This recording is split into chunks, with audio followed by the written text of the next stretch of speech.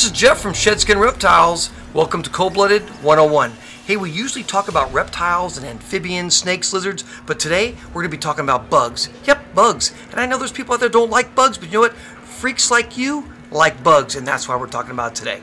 All right, now in this bug section that we're going to talk about, all bugs are called arthropods. What makes an arthropod is simple.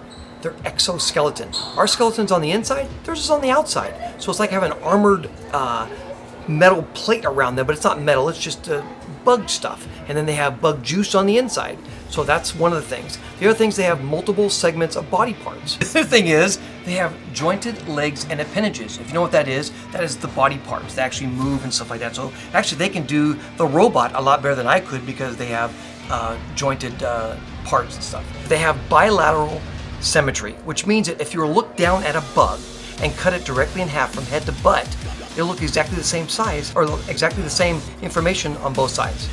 Now in arthropods, you have some other classifications. Simple one, it's called insects. What makes an insect? Grasshoppers, butterflies, beetles, ants, and so on and so forth. You look up the rest. Arthropods are 90% of the animal kingdom. Holy crap, we're gonna be here a long time. What makes it insects?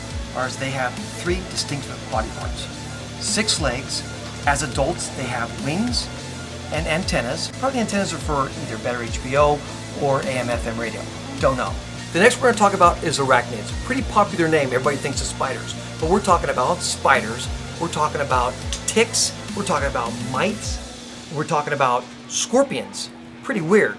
Now these guys make up 65,000 different species in this world. Again, we're going to be here a long time. Now what makes up an arachnid? We're talking about 2 parts. We're talking about 8 legs. And we're talking about that the mouth has been modified. What does that mean? We're talking about modified, like spiders, fangs. Chilopods are next. We're talking about centipedes. What makes these guys centipedes is multiple legs, but they don't have a couple hundred legs. So I tried counting them one time. There's about 50, and I got bit, and I said no more. Now these guys make almost 3,000 different species of these guys. That's a lot. We're going to be here again for a while. Next is dilopods. We're talking about millipedes. Maybe a couple hundred legs, probably not. But these guys have numerous pairs of legs per segments of their body. Well-defined head also, antennas, and also they're cylindrical, which means if you don't know what that is, that it's from like a paper towel type roll. You put legs on each side and it's round. This is a Vietnamese centipede, and when we first look at it, you're going to notice that it looks like he has a head on both sides, but that is to make you believe that there's a head on both sides so he can attack you from either way.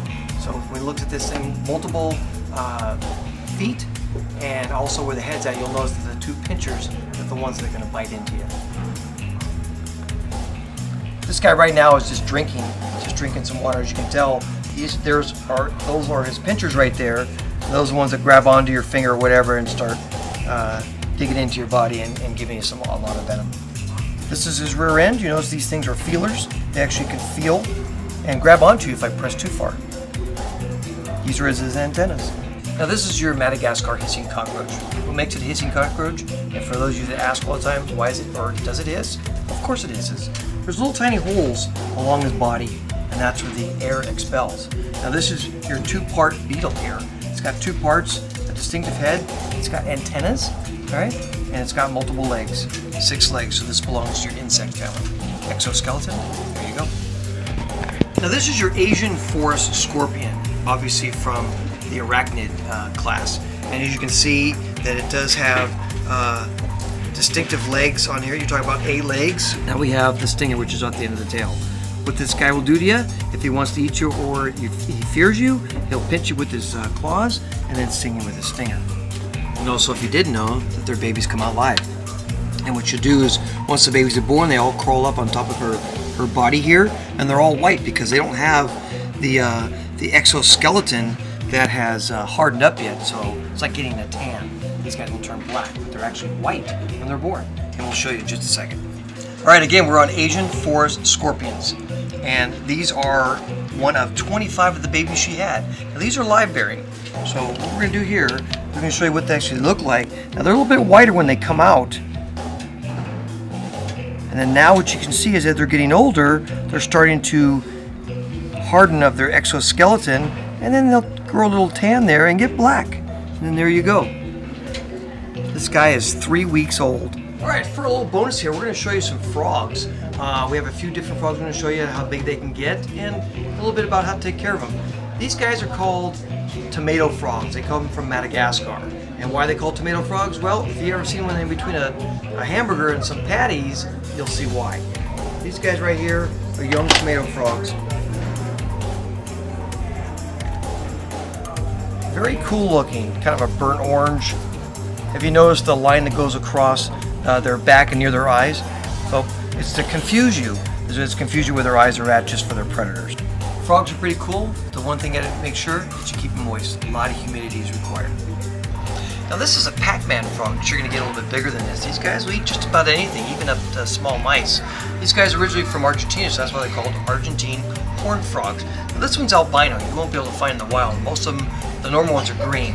And then after a lot of breeding, you get a lot of different colors, and they're all pretty cool.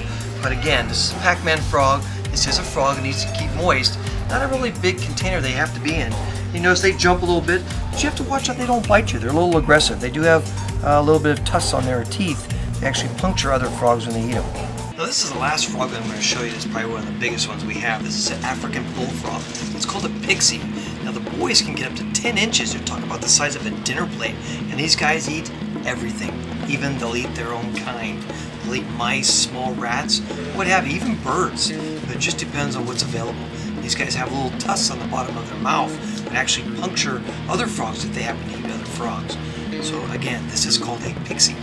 Alright, today what we learned about is arthropods, all these type of insects that are out there. I know, again, there's some people out there that don't like insects, but these guys are very interesting, especially when you get to house them in small containers and they actually get to build their own homes, the way they eat, the way you take care of them, very simple. You don't have to feed them every day, and just enjoyable insects to have. Today we also looked at some frogs, also very interesting animals to have. They're not out in the backyard where you have to chase them.